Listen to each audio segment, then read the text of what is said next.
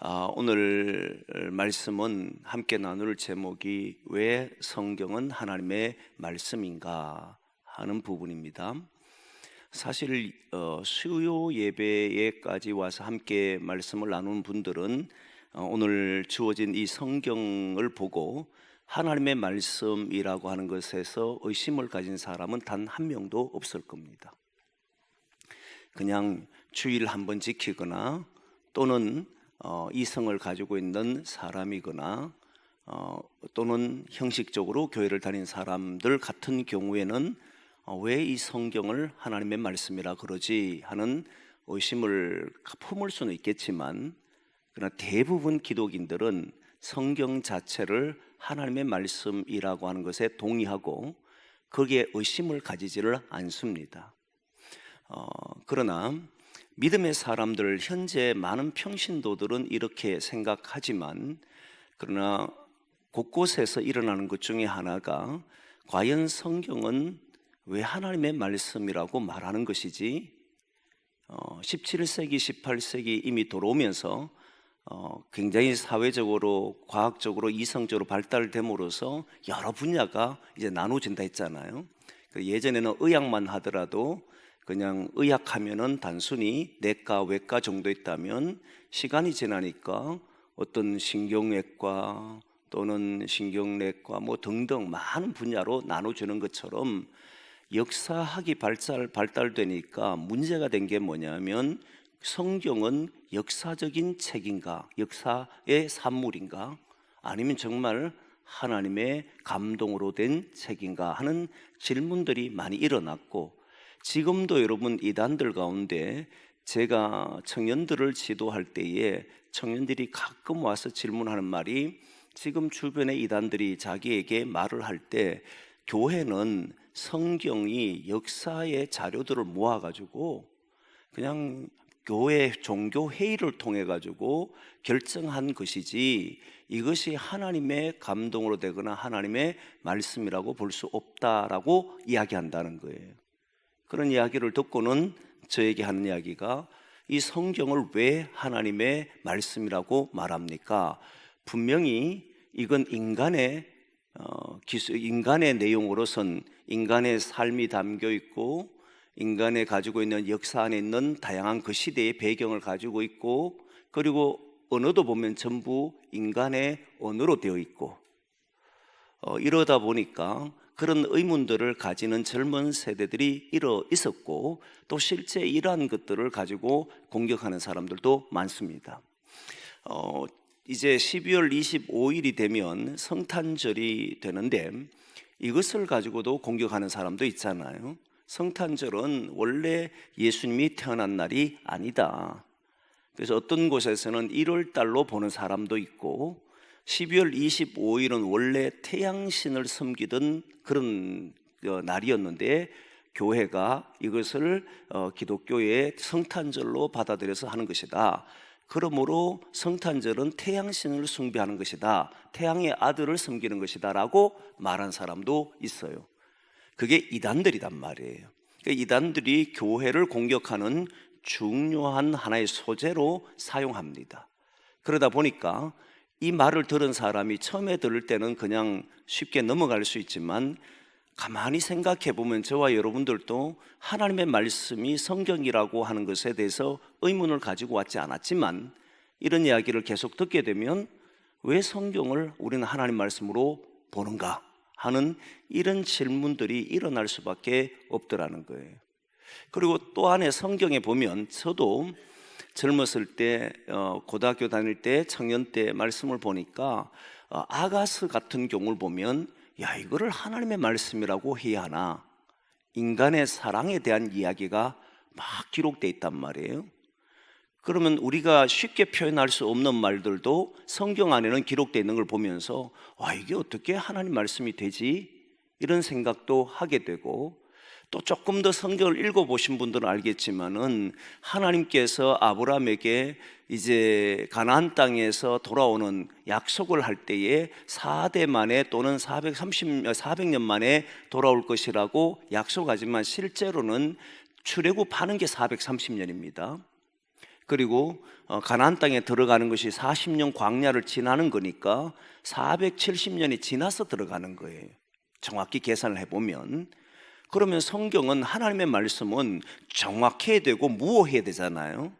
그럼에도 불구하고 성경은 이렇게 숫자도 다르고, 그리고 구약에 보면 야곱이 애굽으로 내려갈 때 75명으로 기술된 데도 있고 신약에는 70명으로 기술된 데도 있단 말이죠. 이런 잘못된 기록들이 나타나는 것을 보고는 어떻게 이게 성경이 하나님이 그대로 불러준 대로 말했다라고 할 수 있느냐라고 하는 주장들이 있었던 거예요. 그래서 어떤 사람들은 지금도 많은 곳에 그래야지만 성경을 하나님의 감동으로 됐기 때문에 하나님이, 성령 하나님께서 문자 하나하나를 불러주셨다, 그래서 사람들은 그 문자 하나를 적었다라고 이야기를 하는데, 그렇게 되면 하나님이 기억에 오류가 있는 것도 아니고 구약이 하는 말과 신약이 하는 말이 달라져 버리는 이런 문제가 발생되는 거예요. 그러다 보니까 많은 사람들이 오해하거나 또는 이단들은 이것을 가지고 자기들의 정당성을 삼으려고 이제 교회를 공격하는 하나의 빌미로 사용한다는 거예요. 여기에서 성경이 하나님의 말씀이다라고 하는 이 말의 정의가 뭐냐면, 성경을 보고 하나님의 말씀이라고 하는 그 이유가 뭐냐라고 했을 때, 이 성경 안에 있는 내용, 문자 하나하나를 말하는 것이 아니고 성경 안에 있는 내용, 그리고 성경 안에 있는 의미, 성경 안에 있는 뜻, 이런 모든 것이 하나님의 말씀이다라고 하는 거예요. 하나님의 말씀이라고 하는 것은 한 글자 한 글자는 분명히 인간의 글이잖아요. 인간의 글인데 우리가 하나님의 말씀이라고 하는 말은 그 안에 있는 내용이 하나님의 말씀이다, 그 안에 있는 의미가 하나님의 말씀이다, 그 안에 있는 뜻이 하나님의 말씀이다. 그리고 하나님 말씀이라고 하는 중요한 핵심적인 내용이 뭐냐면, 이 말씀의 주체가 누구냐, 이 말씀을 하신 이가 누구냐, 이 말씀을 지금도 우리에게 하신 이가 누구냐면 사람이 아니고 하나님께서, 성령 하나님께서 우리에게 말씀하신다. 이 성경을 통해서 우리에게 하나님은 말씀하신다 라고 해서 성경은 하나님의 말씀입니다 라고 하는 말을 하는 거예요. 그래서 저는 여기에 대해서는 추호도 의심이 없습니다. 성경이 하나님의 말씀이라는 데에 대해서는 저도 여러분들도 우리 의심하고 살질 않았잖아요. 비록 왜 이렇게 다르지?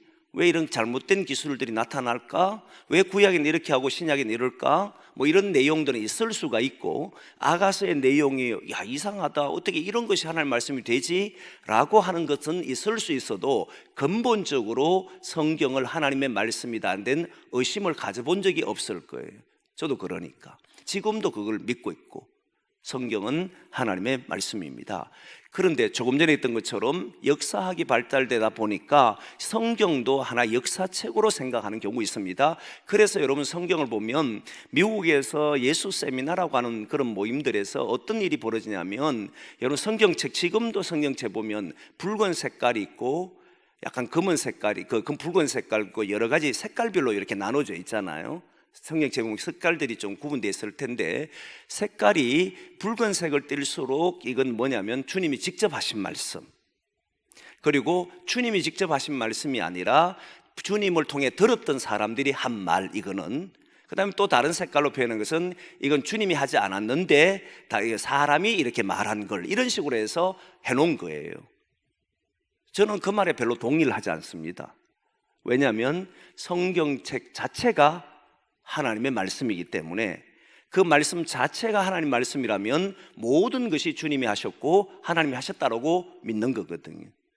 그냥 편의상 구분했다라고 하지만 저는 그 말에 별로 동의하지 않아요.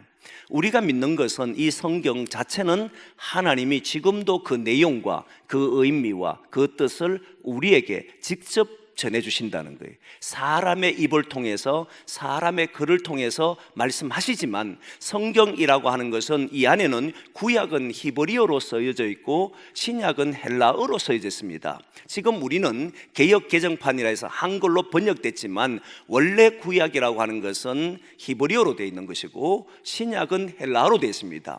그리고 그 안에는 히브리 사람들이 살아가는 삶의 방식과 패턴들이 있고, 그리고 그 히브리 사람들이 살았던 어떤 삶의 정황들도 있고 역사적 배경들도 다 있어요. 헬라 지역이라고 하는 것은 우리가 아나지만 헬라 문화 속에서 성경을 봤기 때문에 그 속에는 헬라 문화의 내용도 담겨 있습니다. 헬라 시대의 사람들이 살아가는 방식도 담겨 있습니다. 그럼에도 불구하고 우리는 이것을 하나님의 말씀이라고 하는 이유는 하나님께서 이 말씀을 통해서 오늘도 말씀하시고 그 시대에도 하나님은 하나님의 사람들을 통해서 이 기록을 통해서 자신의 말을 했다라고 하는 거예요. 그러기 때문에 우리는 하나님의 말씀으로 본다는 겁니다. 그러면 성경은 어떻게 해서 이렇게 기록되게 됐는가? 저자를 불러놓고 예를 들면 성훈아 이리 와, 이제 내가 불러줄 테니까 받아 적어, 이렇게 해서 모든 사람이 한 자리에서 불러 적은 게 아니에요. 그렇게 만들어진 게 아니에요. 원래 성경은 회람서신이라 해서 그 교회 안에서 어떻게 했냐면 회람서신도 있었고, 초대교회 처음 예루살렘 교회와 1세기 당시의 교회들은 어떤 식으로 만들어졌느냐면 교회 안에 이 성경책이라고 지금 우리가 가지고 있는 66권을 가지고 있지를 않았습니다. 처음부터 가지고 있지를 않았어요. 교회는 형성이 되었고 교회 안에서 말씀을 나누잖아요. 근데 그때 나눴던 말씀들은 구약에 있는 말씀과 그리고 바울이 쓴 편지들과 그리고 신앙 고백들, 그리고 사도들이 예수님을 통해서 들었던 말씀들 있잖아요. 그 말씀들을 기록해서 전달해주는, 구전으로 전달해주기도 하고 서신으로 전달하기도 해서 이렇게 전달하는, 구전이든 아니면 서신을 통해 하든 이렇게 전달함으로써 각 교회가 그 내용을 보고 예배 속에서, 공동체 속에서 말씀을 읽고 그 말씀을 하나님 말씀으로 받아들였다는 거예요. 지금은 우리가 성경책이라고 하는 것이 딱 가지고 있기 때문에 이 말씀이 하나님의 말씀입니다라고 하는 것이 이제 변하지 않는 진리가 됐지만, 그러나 처음에 예루살렘 교회뿐만 아니라 주변에 흩어져 있던 교회들이 이렇게 성경이 확정된 성경이 없다 보니까 사도들이 전해주는 그 말, 그리고 사도들이 전달해주는 글들, 서신들을 보면서 이 서신이 하나님의 말씀으로 받아들였다는 거예요. 그러면 그 서신들이 많았을 것 아닙니까? 서신들이 많았고 그 서신들을 돌려보면서 이야기했는데 이걸 회람서신, 바울이 쓴 편지를 여러 교회가 돌려서 봤습니다. 이걸 회람서신이라 그러는데 실제 그런가를 한번 보겠는데 골로새서 1장에 있는 말씀입니다. 골로새서 1장 2절 말씀 한번 보겠습니다. 같이 봅니다. 시작.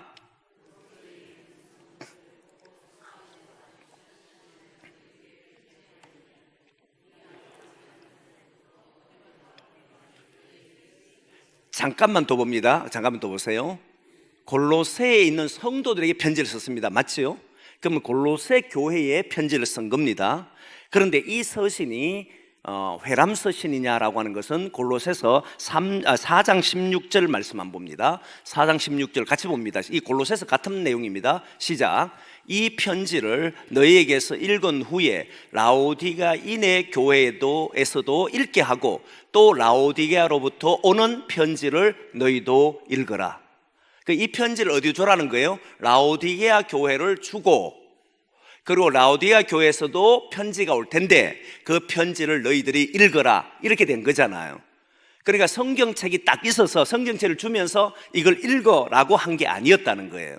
이 성경책을 주면서 여러분 이 성경은 하나님 말씀이니까 읽으세요라고 한 것이 아니고 바울이 편지를 써서 주면서 이것을 읽으십시오, 이게 하나님 말씀입니다 라고 하는 것을 편지를 써서 줬다는 거예요. 고린도 교회 편지를 준 것도 뭐라는 겁니까? 자신이 고린도 교회의 문제를 보면서 하나님 앞에서 이 교회의 문제를 어떻게 하면 해결될 수 있을까를 생각하고 하나님을 기도하면서 주님이 주시는 말씀을 가지고 응답하는 말씀을, 자기의 생각을 적은 것이 아니라 그 교회의 문제는 이렇게 해야 된다라고 해서 편지를 써서 보내준 거예요. 그것이 지금 우리가 뭐가 된 거예요? 고린도 교회 편지가 우리에게는 성경이 된 거잖아요. 맞죠 여러분? 많은 문제들이 그렇게 해서 해결된 거란 말이에요. 그리고 또 여러분 보시면 이렇게 여러 지방에 보이는데 고린도후서 1장에 있는 말씀을 한번 봅니다. 맞나요? 고린도후서 1장, 일로 갈라디아서 1장 2절 갈라디아서 1장 2절 여기에서 읽습니다. 갈라디아서 1장 2절 봅니다. 같이 보겠습니다. 시작. 함께 있는 모든 형제와 더불어 갈라디아 여러 교회들에게, 요 갈라디아서는 갈라 지역에 사는 여러 교회에게 편지 쓴 거예요. 그러니까 거기에는 이 성경책 한 권을 준 게 아니라 편지를 써서 서신이 하나님의 말씀으로 받아들였다는 이 말이에요. 그리고 고린도 후서에 있는 말씀인데 고린도 후서 1장 1절의 말씀을 봅니다. 같이 보겠습니다. 시작. 하나님의 뜻으로 말미암아 그리스도 예수의 사도된 바울과 형제 디모데는 고린도에 있는 하나님의 교회와 또 온 아가야에 있는 모든 성도에게, 고린도 교회만 써준 게 아니고 고린도전서는 고린도에 있는 교회들의 편지를 썼지만 고린도 후서는 아가야에 있는 모든 성도들인데 이 아가야가 아덴 그리고 고린도 그리고 갱그리아 이런 지역을 보고 아가야 지역이라 이렇게 말을 해요. 그러니까 고린도 후서는 고린도 교회에게만 교인들 보십시오라고 준 것이 아니라 그 지역 주변에 있는 아가야 지방에 있는 모든 교회에 바울이 쓴 편지였다는 겁니다. 그것을 지금 우리는 어떻게 됐다는 거예요? 하나님의 말씀으로 받아들였다는 거예요. 바울이 쓴 편지를 우리가 받아들였다 이 말이에요. 사도들이 전해준 말을 우리가 하나님 말씀으로 지금 성경책 속에서 이 안에 기록됐기 때문에 성경책을 하나님의 말씀으로 받아들였다는 겁니다. 그럼 어떻게 받아들였느냐가 중요하잖아요. 그럼 성경을 어떻게 엮게 됐느냐가 하는 것이 문제인데, 왜 성경을 그러면 이렇게 편지만 쓰던 서신을 보내주고 신앙 고백을 하고 바울이 그 구전으로 전해오던 내용들을 전달하던 이런 교회가 갑자기 성경책을 만들 수밖에 없었던 이유가 있을 거지 않습니까? 성경책을 안 만들고 구전으로 계속 전해줘도 될 텐데, 편지를 써서 계속 전해줘도 될 텐데 그게 편지를 써서 안 되고 이제는 성경이 뭔지, 하나님의 말씀이 뭔지를 확정해야 될 필요가 있었던 거예요. 그 이유가 뭐냐면 사도들이 점점 죽어갔어요. 예수의 부활을 경험하고 예수님에게 가르침을 받던, 직접적으로 가르침을 받던 이 사도들이 한 명 한 명 세상을 떠나갑니다. 그러니까 이게 하나님의 말씀이에요? 주님이 가르쳐준 말씀이에요? 라고 물었을 때 사도들은 정확히 알잖아요. 주님이 하신 말씀인지 하지 않은 말씀인지, 주님의 뜻하는 바가 뭔지. 예수님께서 생전에 계실 동안에도 제자들에게 말씀을 가르쳤지만 제자들이 그 말을 제대로 이해를 못했었어요. 그러다가 예수님이 십자가에 지고 죽고 부활하신 후에 40일을 지나면서 하나님의 말씀에 대해서 계속 강론합니다. 같이 다니면서 말씀을 했잖아요. 그때서야 비로소 구약과 그리고 모든 예수님이 하신 말씀이 다 이해가 됐단 말이에요. 직접 들었단 말이죠. 그러니까 이들은 무엇이 하나님의 말씀인지, 무엇이 이단의 말인지, 무엇이 잘못됐는지, 무엇이 하나님의 뜻인지를 정확히 알고 있었단 말이에요. 근데 이들이 한 명 한 명 죽어가요. 그러면 이제 심각해지잖아요. 저게 하나님의 말씀인지 아니면 아닌지를 알 수 없는 일이 벌어지니까 빨리 기록으로 남겨야 되겠다고 생각한 겁니다. 그래서 기록을 막 하기 시작했어요. 기록을 하기 시작했는데 그게 사도의 그 가르침이다, 사도에서 준 거다라고 한 거예요. 그리고 또한 그때 당시에 어떤 문제가 생기냐면, 성경이 이렇게 딱 기록되어 있으면 여러분 알겠지만 이 말씀에 어긋난 사람들은 전부 이단으로 치부할 수 있어요. 결정을 할 수가 있습니다. 그런데 초기 교회는, 예루살렘 교회를 비롯해서 모든 초기 교회는 정확한 기록된 성경이 없다 보니까, 전달돼 서신을 쓰다 보니까 이 사람도 편지 쓰고 저 사람도 편지 쓰고 이단들도 막 편지 써서 교회에게 전하기 시작하고 많은 사람이 드러나기 시작했어요. 여기에서 이단들이 등장하기 시작합니다. 영지주의자들 등등을 비롯해서 자신이 뭔가 좀 깨달은 사람이 있다 싶으면 그걸 글로 써서 막 주니까 이게 구분이 안 되는 거예요.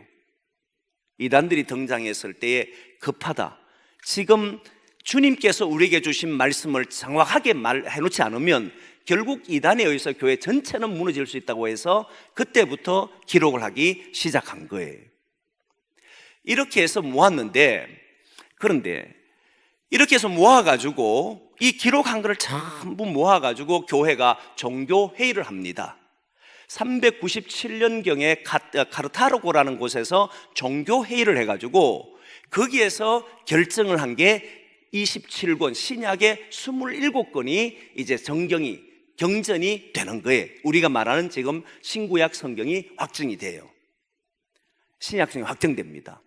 그런데 뭐 이런 걸 여러분들이, 저도 신학교 처음에 다닐 때 제일 먼저 들어가면 성경이 어떻게 형성됩니까? 성경 형성사를 공부해요. 근데 관심 하나도 없어요. 뭐 성경이 이래 만들어지든 저렇게 만들어지든 저는 하나님의 말씀을 받아들이는데 뭐 다른 의문 가질 게 없었어요. 그냥 받아들이면 됐던 거죠. 근데 요즘은 이제는 공격을 여러분 당할 겁니다. 이 성경은 종교회의의 결과물이다. 하나님이 불러주지 않고 하나님의 감동으로 쓰여진 것이 아니라 사람들이 편지 썼던 것이고, 그리고 사람들의 편지를 모아가지고 종교 안에서 회의를 통해서 이거는 하나님 말씀이고 이거는 인간의 말이고 구분시켜가지고 27권으로 만든 거야, 이렇게 말한다는 거예요. 그때 아무런 대답을 할 수가 없게 되잖아요. 그렇지 않습니까? 여기에 곤란해지는 거예요. 귀찮다 뭐. 네가 뭘 하든지가 나는 예수 믿는데 전혀 지장 없다. 나는 오직 하나님의 말씀을, 성경을, 하나님의 말씀을 믿는다. 그래 보면 아무 문제가 없어요. 그런데 자꾸 이게 성경이 종교회의로 된 것이다, 이건 사람들이 쓴 내용을 인간들이 모아가지고 자기들 성경이라고 말한다, 이렇게 말하면 성경의 권위에 도전하는 거니까 기독교는 성경의 권위가 무너지면 다 무너집니다. 어떤 경우도 성경의 권위가 훼손돼서는 안 돼요. 그래서 저는 이것이 인간의 산물로 볼 수가 없다는 겁니다. 역사적 산물로 볼 수가 없어요. 그 이유가 뭐냐면, 이제부터 이유인데, 종교회의로 인해서 결정된 건 맞아요. 이거는 부인할 수가 없습니다. 그런데 어떻게 결정하는지를 잘 보셔야 돼요. 이들이 결정하게 된 결정적인 이유가 뭐냐면, 자료를 모을 때에 제일 먼저 자료를 모으는 기준을 정합니다. 그 기준이 뭐냐면, 이게 사도가 한 말이냐 아니냐. 예수님이 부활하고 성천에 뿌렸으니까 사도들이 예수님에게 직접 들었던 말인가 아닌가가 1번 기준입니다. 2번 기준은 뭐냐면, 사도가 한 말이지만 사도에게 직접 들은 말이 아니고 사도와 함께 했던 사람들 있잖아요. 이게 사도적 전성이라 그러는데, 사도와 함께 했던 사람이 있어요. 예를 들면 베드로와 함께 다녔던 마가라고 하는 사람이 베드로의 통역입니다. 통역가였어요. 그러면 마가가 기록한 내용이 마가복음이잖아요. 그래서 마가라는 사람이 이렇게 사도들과 함께 다녔던 사람들이 기술한 것인가?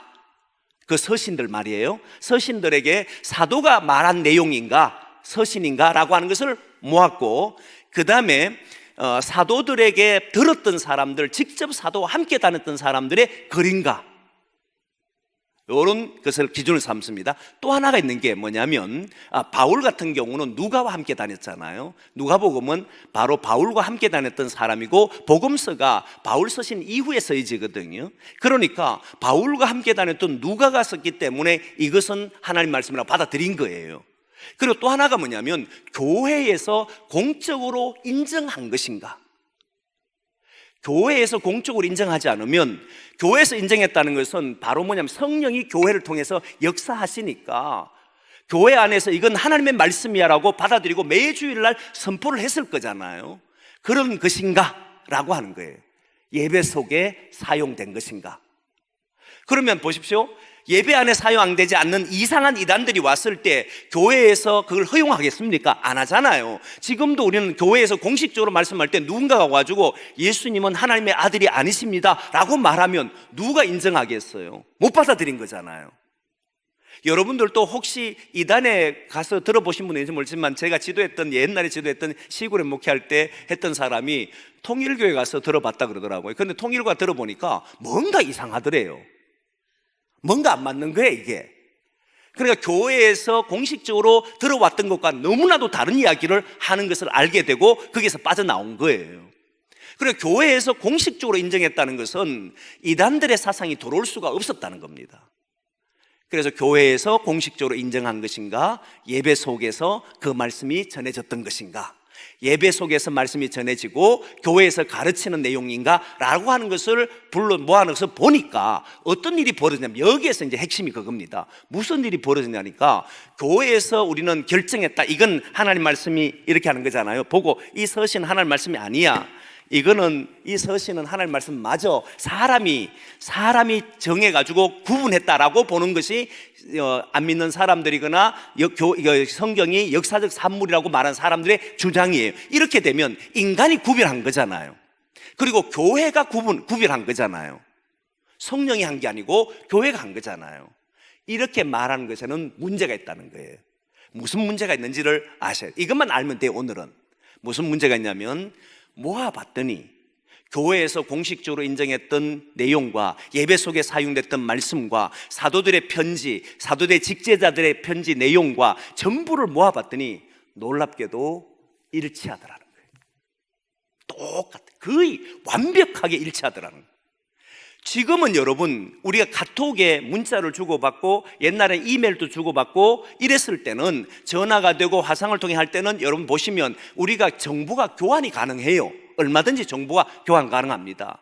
그런데 여러분, 지금부터 지금 한 40년 전, 50년쯤 되면, 그때는 어떤 일이 벌어지냐면 편지를 써서 주고받을 때예요.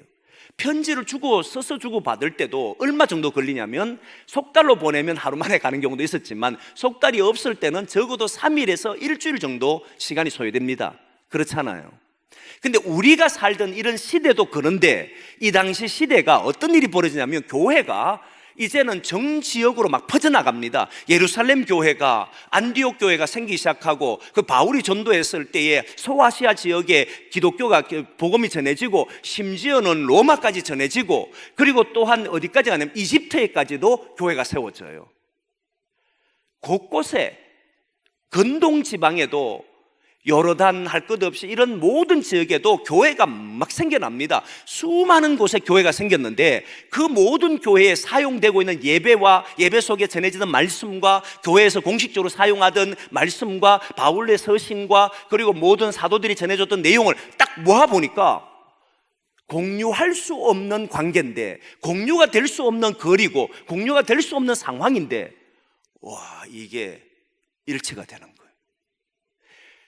문자 하나만큼도 거의 통일이 되는 거예요. 이거는 인간이 할 수 없다고 봤던 겁니다.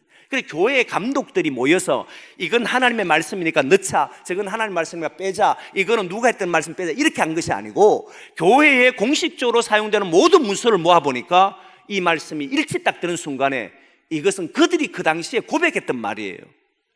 이건 인간이 할 수 있는 일이 아니다. 성령께서 모든 교회에 성령이 동일하게 역사하셨다는 것이 증거다라고 이야기했던 거예요. 그러니까 사람들이 충격을 받았어요. 여러분 알잖아요. 편지를 써주거나 해주면 각자 쓰는 편지 또 내용이 막 달라집니다. 여러분, 우리가 보면 교회도 보면 알파라고 하는 것 아시나요? 우리 교회는 알파를 하지 않는데 많은 교회들이 알파를 합니다. 근데 이 알파를 서울의 한 소망교회가 했습니다. 그리고 D12라는 걸 압니까? 이거는 풍성한 교회라고 부산에 있는 풍성한 교회가 했습니다.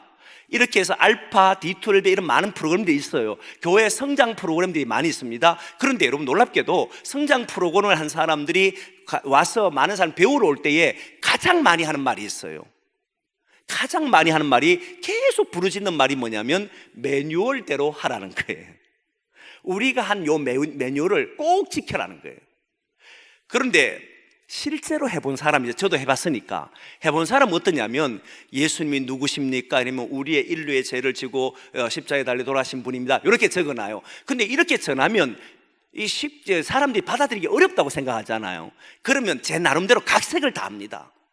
다시 편집을 다 해요. 편집 다 해서 자기 마음대로 해가지고 이렇게 하면 될 거라고 막 해서 새로 책을 만들어요. 그리고 주면 다 실패합니다.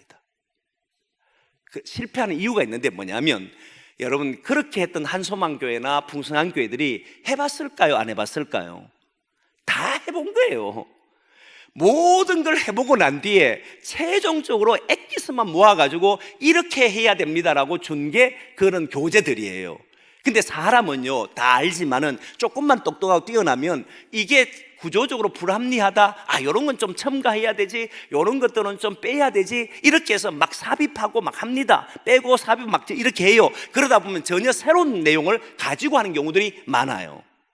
지금 정보가 그렇게 많이 주어졌는데도 어떤 책을 하나 놓더라도 이렇게 달라지는데, 그 당시에는 정보도 교환이 안 되는 그런 시대에 성경이라고 해서 각 교회가 쓰던 하나님 말씀이라 해서 서신들과 그리고 하나님 공적으로 예배 속에 썼던 그 말씀들을 다 모았는데, 놀랍게도 일치를 딱 하는 거예요. 얼마나 충격받았겠습니까?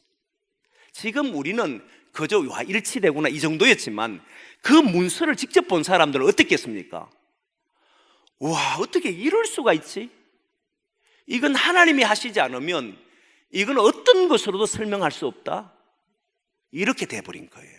그때 그 한호와 그때 그 모습 속에 보이는 어떤 그런 감격과, 이 성경은 하나님이 이렇게 하셨구나, 모든 교회에 어떻게 이렇게 똑같은 내용을 가지고 할 수 있단 말이야, 여기에서 충격을 받은 거예요. 저도 러시아 단기 선교를 청년들하고 갔는데, 그런데 거기 가니까 예배를 드리는데 러시아어로 설교를 하잖아요. 저는 이제 제가 또 한국말로 설교를 하고 하는데, 놀랍게도요, 이야, 일치가 돼요. 너무나 놀랐습니다. 저하고 연결해 본 적이 없는데 말씀 딱 가지고 하니까 똑같은 말씀을 하더라는 거예요. 이거는 하나님의 감동이 아니면, 성령의 감동이 아니면 그런 일이 일어날 수가 없어요. 성경을 보면서 저는 우리 교우들에게 이야기합니다. 제가 성경 공부할 때는 항상 자기가 묵상해 오게 해요. 그런데 처음에는 이상해요. 이 똑같은 말씀을 가지고 하는데도 다르게 막 적용해요. 그런데 시간 지나 보면요, 나중에 똑같은 소리 한다는 걸 알게 돼요. 서로 다른 환경과 서로 다른 문화 속에 살고 서로 다른 그런 어떤 배경이 있잖아요. 그럼에도 불구하고 이 말씀 가지고 같이 고민한 사람은 놀랍게도 똑같은 고백이 나와요. 이것은 누가 하느냐면 성령이 하시는 일이다. 성경이 왜 하나님의 말씀이라 그러냐면, 이 안에 있는 내용, 이 안에 있는 의미, 이 안에 있는 뜻, 이것이 누가 한다는 겁니까? 하나님이 하신다는 거잖아요.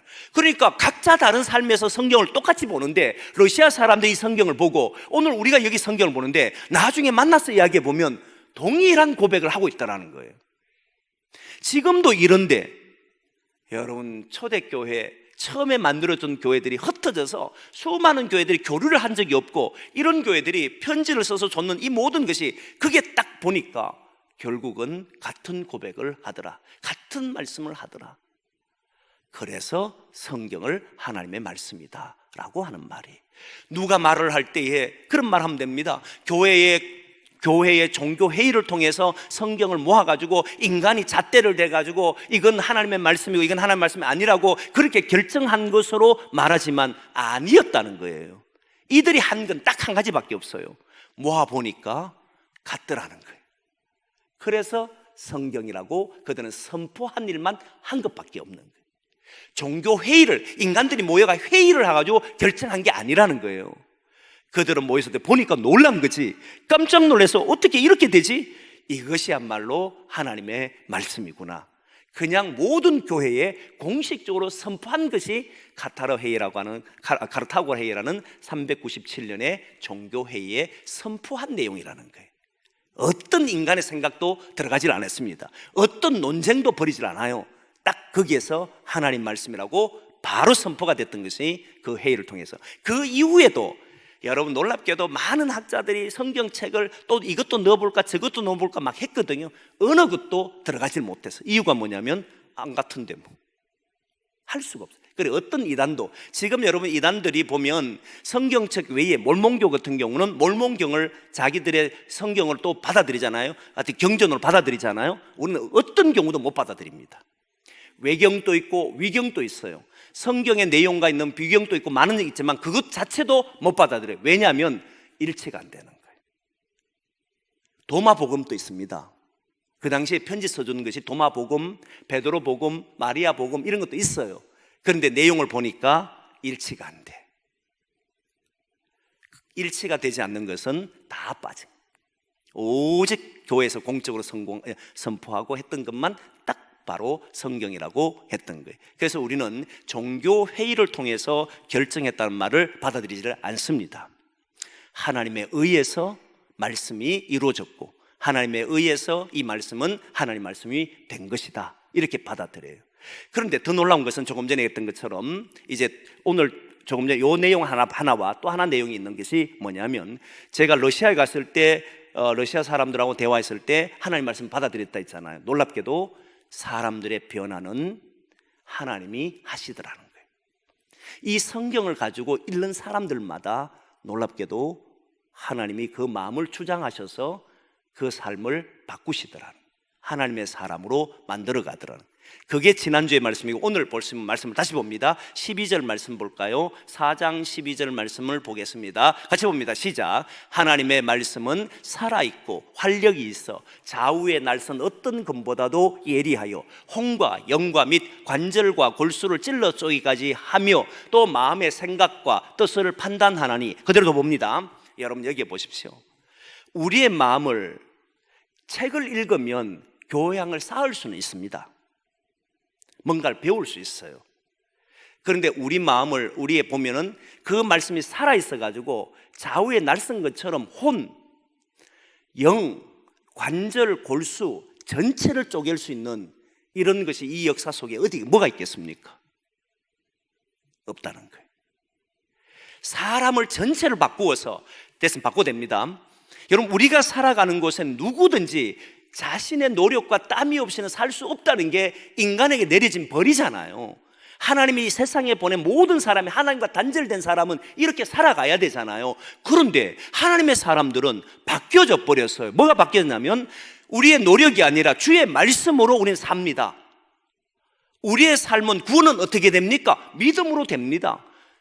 완전히 생각 자체가 달라져 버렸어요. 그 영과 혼과 관절과 골수를 완전히 쪼개어서 새로운 사람으로 거듭나게 해버렸잖아요. 세상에 그런 것이 어디 있습니까?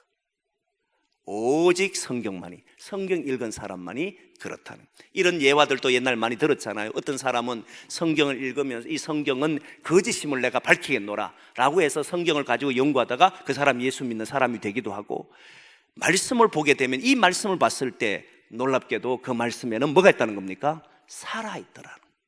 말씀이 살아있더라. 여러분, 저도 신학자들의 책을 많이 보고 일반 책을 보지만 일반 책을 보게 되면 그 말씀을 통해서 그렇네, 그 저자와 대화해도 사실은 제가 깨닫습니다. 그렇지 않나요? 모든 책은 여러분이 여러분 스스로 깨달아야 됩니다. 그런데 저자가 그렇게 말했는지 아닌지는 알 수가 없어요. 한 번은 어떤 책을 보는데 이 책에 대해 이해가 되지 않아서 그 저자에게 전화를 했습니다. 제가 직접 전화해서 이 내용이 그런 내용이냐라고 물은 적이 있어요. 그런데 놀랍게도 제가 이해한 것과 다르게 이해를 하고 썼던 내용도 있더라는 거예요.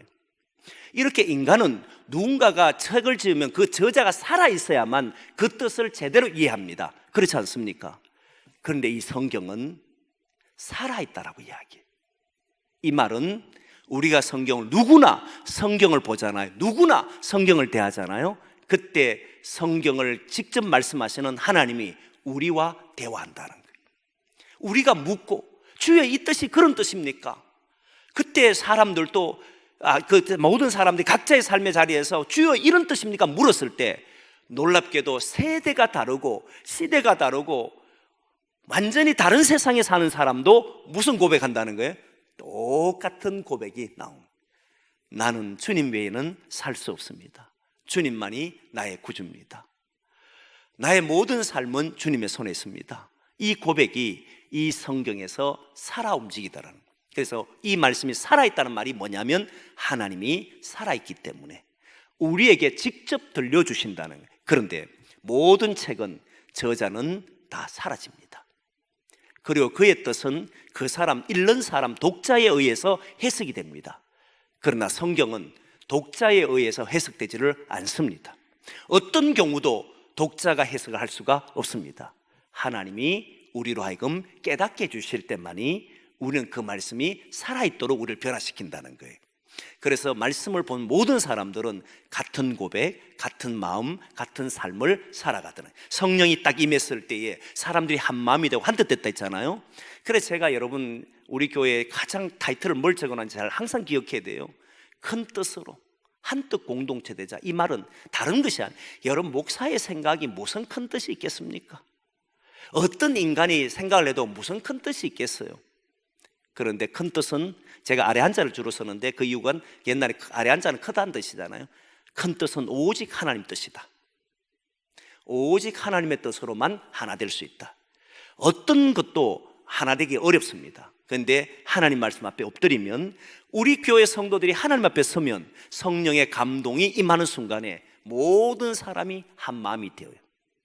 가정도 한 마음이 되고 교회도 한 마음이 되고. 그러면 어떤 일이 벌어지느냐? 같은 고백이 나오잖아요. 그러면 같은 것을 보게 되어 있습니다.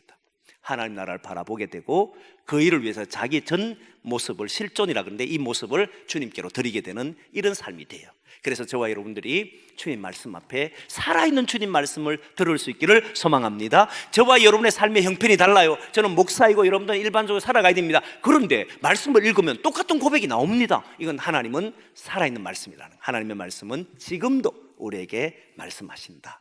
그래서 우리는 하나님 말씀, 이 성경을 하나님 말씀으로 믿고 그렇게 살아가기를 소망합니다.